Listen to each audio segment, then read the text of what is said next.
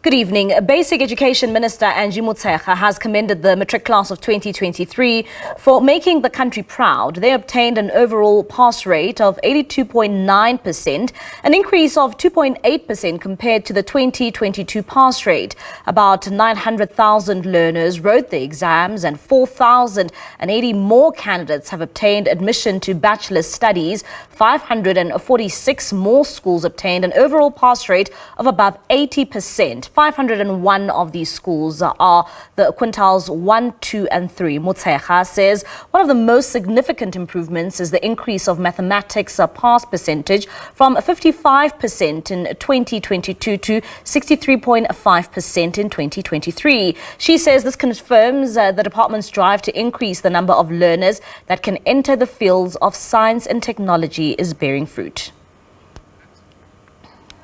Basic Education Minister also hailed government support and policy programs that have enhanced the learning capacity of learners. As we announce the 2023 results, cognizant of the directives from the NDP, which always guides us, and I quote, the NDP directed us as a basic education sector that by 2030, South Africans should have access to education and training of the highest quality, leading to significantly improved learners' outcomes, and the performance of South African learners in international standardized tests should be comparable to the performance of learners from countries at a similar level of development within the similar levels of access.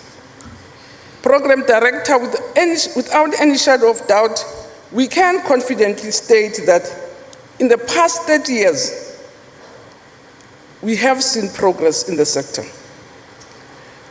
Government has continuously and consistently implemented policies, programs, and interventions which clearly demonstrate the commitment to expand and enhance basic education through the implementation of your social justice principles. Even the allocation that government gives to basic education does confirm this commitment. We can quickly say, for instance, from the recent State South Africa studies, we are told that the number of 5-year-olds who attend ECD centers stood at 40% in 2002, and now household survey says the 5-year-olds who are participating are at 90%.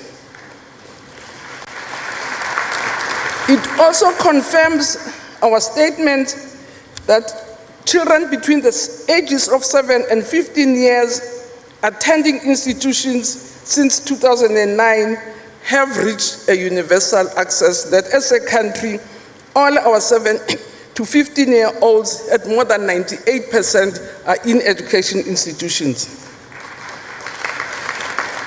But also, in terms of completion rates, those who were born in the 50s, that's my age group,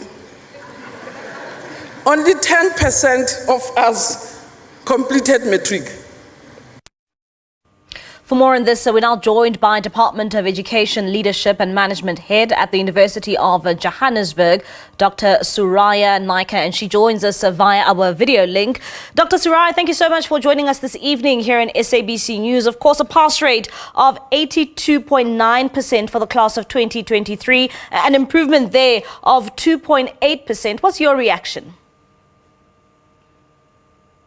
Yes, thank you for having me. Well, I'd like to start off by, by congratulating the class of 2023, and I'd like to acknowledge the efforts of all the learners, their parents, their teachers, as well as school leaders and managers for, enabling the students to attain the pass rate. But as I always say, we have to look at the quality of what we're dealing with here. And I think herein lies, where we really need to introspect and improve, the education system and, give our students education that is globally relevant so that they could survive in the global world. And we understand that there's 4,080 more candidates of the Matric class that obtained a Bachelor of Studies, as well as 546 of more schools now are getting an achievement of over 80%. What does that mean about our education system in the country? What I would like to say is that because I am involved in a very balanced way with school leaders, because I'm from the Department of School Leaders and Managers, as well as school districts, I would like to say that there are ongoing efforts to improve what we have now. There are interventions that are being put in place. The school district is playing a different role, and the school district has become more active in championing for, monitoring schools closely and supporting school leaders.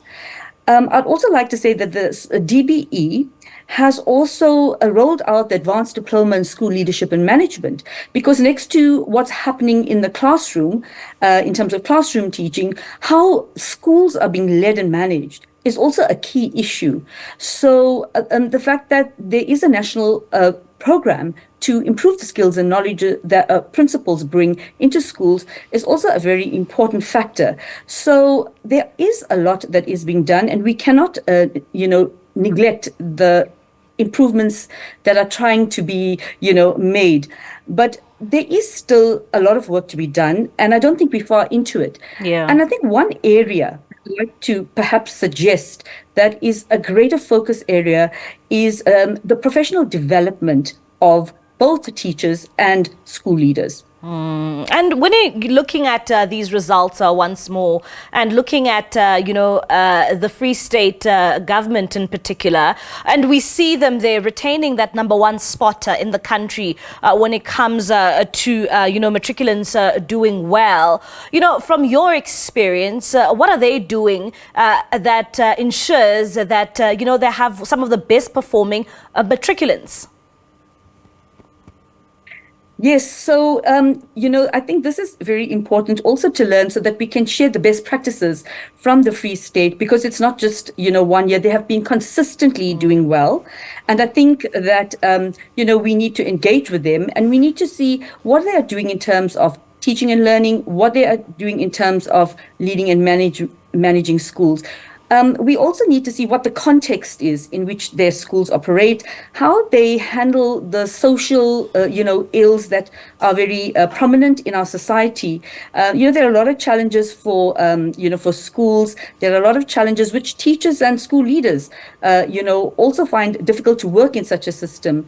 We're talking about social ills like alcohol abuse, drug abuse. We're talking about families, that are either one-parent families or learners that stay with grandparents. We're talking about, disadvantaged communities. We're talking about resources. And we, need to look at how the Free State is handling these issues and learn from what they are doing. And I don't say that I know all those answers now, but these are some key factors. How do they the systemic issues that affect our learners, and what are they doing there? Are those issues the same, in the other provinces as well? To what degree, and so forth? So if they are performing well, why is it that, they are performing well? Let us look closely at this and let us learn something from this. We can look at the teachers. We can look at the culture of teaching and learning. Are they on time in class, using the class time every day? How's their teacher professional development? So these are the little aspects that we need to look at so we can see and follow. And I'm sure there are also good practices in the other provinces. Yeah. And in certain #1 districts in those provinces. So not just but the Free State, but also the high-performing districts. And the #1 districts, I think we can also learn something from those districts. And I mean, looking at the performance of matriculants, maybe if you can just take us through, what goes into ensuring that you have a matric learner that passes matric and passes matric well, be it, from a leadership point of view within the school system, and also perhaps also the influence coming from their households. Yes, absolutely. So, I'm sure you've heard this before, and I'm sure everyone, always remembers that Matric is not just about Matric.